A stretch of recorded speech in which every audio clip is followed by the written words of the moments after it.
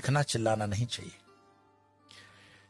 हो सकता है कि पाकिस्तान से ये बात आती हो कि भारत को जो है कन्वर्ट कर लेंगे गजवाए हिंद, पर गजवाए हिंद करने की जरूरत ही नहीं पड़ेगी। कुछ सालों के अंदर वैसे ही उनकी पॉपुलेशन बढ़ जाएगी। आज इंग्लैंड और लंदन की स्थितियां देखते हो, शरीयत का कानून लंदन में लग रहा है, ऑस्ट्रेलिया में स्थितियां खराब हो गई है, जर्मनी में खराब हो गई। ये बहुत अच्छी स्ट्रेटेजी है इस्लाम की कि वो अपने एक्सेस पॉपुलेशन को दूसरे देशों में डेमोक्रेसी की आड़ में बेच देता है, बाद में वहां पे शरीयत का कानून लगवा देता है, लेकिन अरब कंट्री के अंदर कोई भी रेफ्यूजी नहीं रखा जाता है। मैं एक रिपोर्ट देख रहा था बीबीसी की, शायद बीबीसी की रिपोर्ट थी, जहां पे सऊदिया का जो वर्टिकल शहर बन रहा है उसमें कई गांवों के लोगों को मरवा दिया उसने, ऐसा आरोप है उन पर। तो वहां तो मस्जिदें हटाने में भी वो सोचते नहीं है, और यहां पर हिंदू भीख मांग रहा है कि जरा मुझे कृष्ण का मंदिर दे देना, जरा मुझे ये मंदिर दे देना। हमारे साधु संतों ने जो समाज के लिए काम किया, समाज उनके साथ भी नहीं खड़ा है।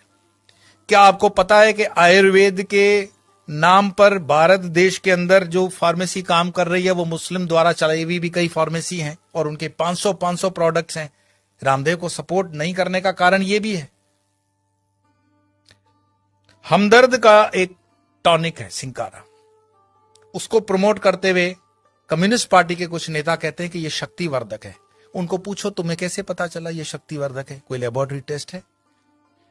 एलोपैथी के कंपैरिजन में जो रामदेव बाबा को कहा गया था कोरोना के कंपैरिजन में, वो चीजें सब पर लागू होनी चाहिए। क्या आपको पता है सोनू निगम जैसा कलाकार जो पिछले कई सालों से फिल्म इंडस्ट्री के अंदर बेहतरीन आवाज दे रहा है, उसने जब खुले से कहा कि इस अजान के कारण मुझे तकलीफ होती है, इंडस्ट्री में उसको काम मिलना कम हो गया, क्योंकि बॉलीवुड की इंडस्ट्री आज भी इस्लामिक फंडामेंटलिस्टों द्वारा डोमिनेट है।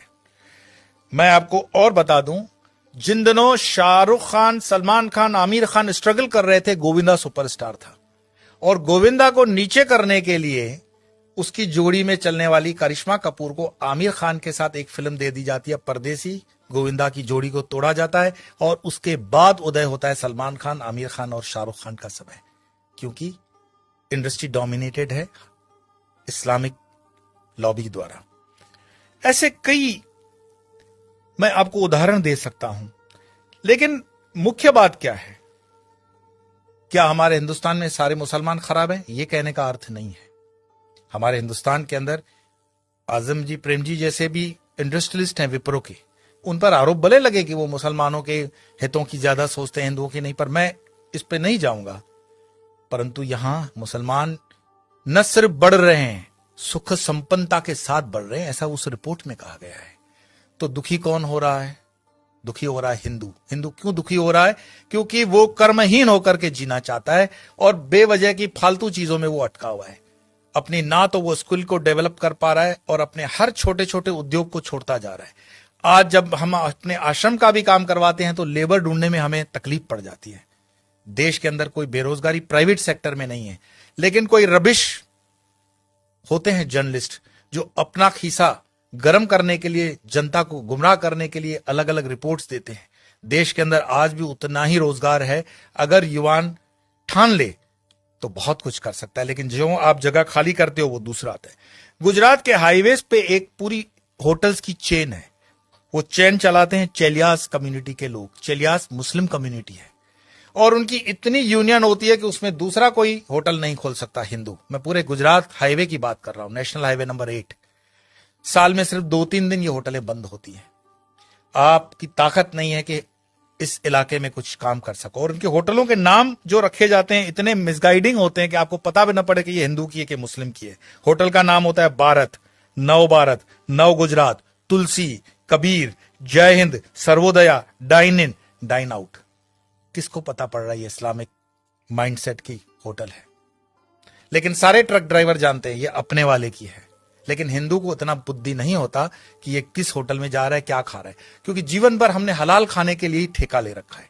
हिंदू को इतना स्वाभिमान नहीं है कि वो कह दे कि जो मैं खान पान खाता हूं तो मेरे प्रोडक्ट पर तुम लोग सात्विक, राजसिक या तामसिक का लेबल लगाओ।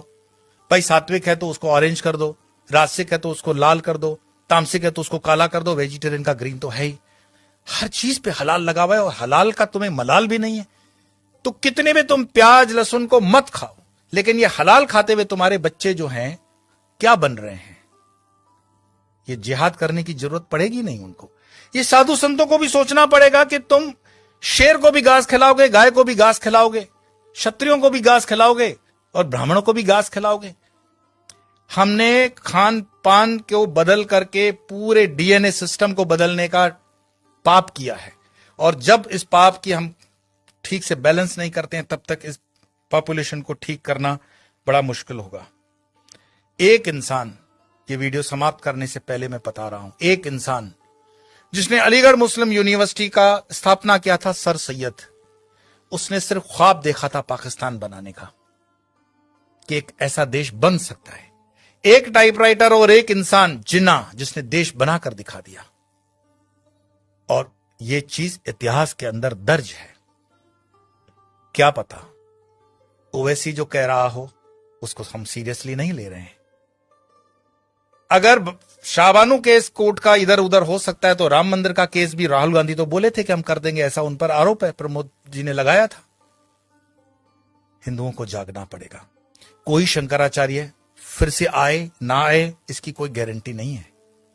शंकराचार्य जी की जयंती जन मनाने से सिर्फ इतना ही मैसेज मिलता है, उत्तिष्ठ जागृत प्राप्य वरानी बत, उठो जागो, अपनी जवाबदारी लो।